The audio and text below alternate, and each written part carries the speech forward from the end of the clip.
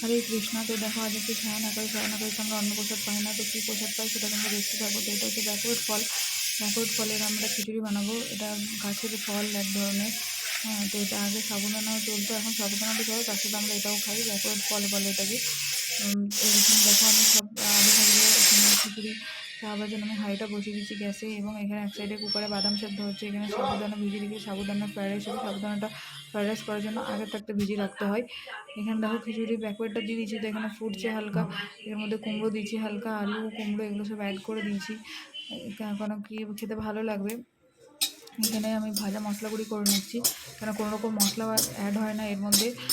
একাদশীর দিন কোনো মশলাপাতি দেওয়া যায় না, বাইরের কোনো মশলাপাতি তো খাই না, এমনিতেও কোনো মশলা দেওয়া যায় না। তার জন্য এখানে আমি ভাজা মশলা গুঁড়ি করে নেব। একটু গোলমরিচ দিলে ভালো থাকে, আমি গোলমরিচ নিয়ে কী করবো, তাই ভাগে এটাই। এবার কড়াই আমি তেলটা দিয়ে দিয়েছি, দেখো এই সাইডে খিচুড়িটা আমার ফুটছে। এবার এর মধ্যে কী করতে হবে, একটু মশলাটা আমি দিয়ে দেবো। সামান্য অল্প মতন আদা জিরে বেটেছি, তো কড়াইয়ের মধ্যে আদা জিরেটা আমি বেটে নিয়েছি। তো এবার আমি ওটা দিয়ে দেবো, আমি ভালো মানে মশলাটা ভেজে তেলেতে, তো আমি ওটা এবার অ্যাড করে দেবো।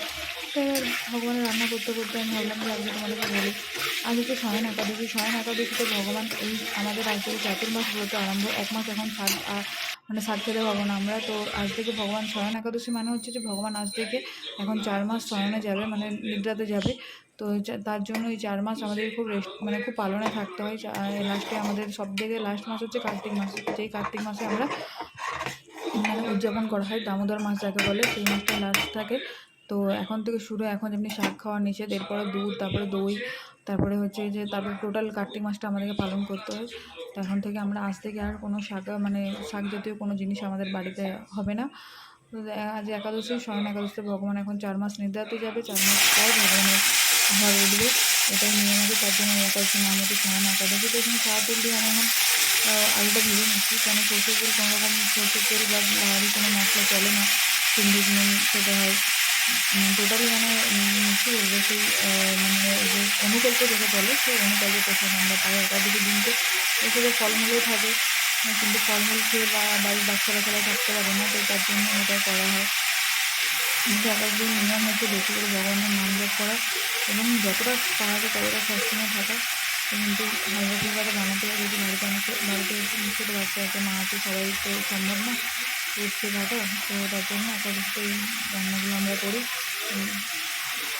আলুটা ভেজে নেবো আমি, আলুর মধ্যে একটু ভাজা মশলা দিয়ে ছোটো ছোটো খাওয়ানো সঙ্গে সঙ্গে ঢাকা দিয়ে দেবো, তাহলে আলুটা সেদ্ধ হয়ে যাবে।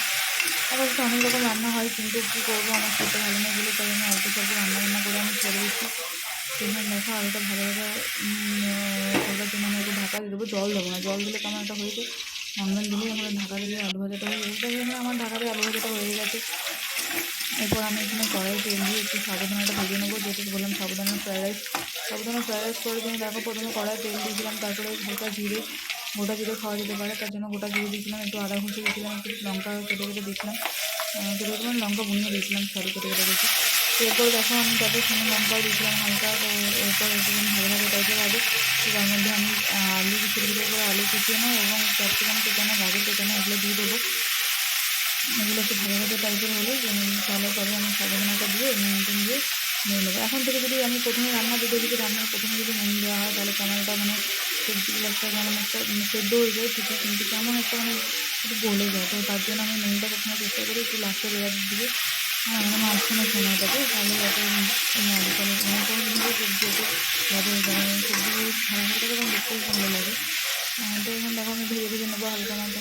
তখন আজ একাদশী, আর সারাদিন একাদশী পালন করবো। একাদশী হলে যাই হোক ভালোই লাগে, মাসে দুটো করে একাদশী হয় 15 দিন পর পর। তো আজ সানডে আছে, ভালোই হয়েছে, সানডেতে একাদশীটাই থাকাই ভালো, কেন কি ছেলেটারও ছুটি আছে, কোনো অসুবিধা নেই। আমি এখন এই প্রসাদ ভোগ রান্না করছি ভগবানের জন্য, ভোগ টোগ লাগে, প্রসাদ পেয়ে আমরা চলে যাবো কাজে। এখানে সাবুটাও দিয়ে দিয়েছি, সাবুটা এখন ভাজা ভাজা হচ্ছে, একটু ভাজা ভাজা হওয়ার পর এবার এটাকে বন্ধ করে দেবো, বাস রান্না কমপ্লিট আমার। এবার চলো ভগবানকে দর্শন করে, দেখো এখানে ভগবান আজ ফুল নেই অতটা, তো নর্মালি গাছে যে ফুলগুলো ছিল সেখান থেকে পুজো হয়েছে। তো দেখো এখানে ভোগ লাগিয়েছি, ব্যাকবারে খিচুড়ি, বাদাম সেদ্ধ, শসা, আর এদিকে সাবু ফ্রাই।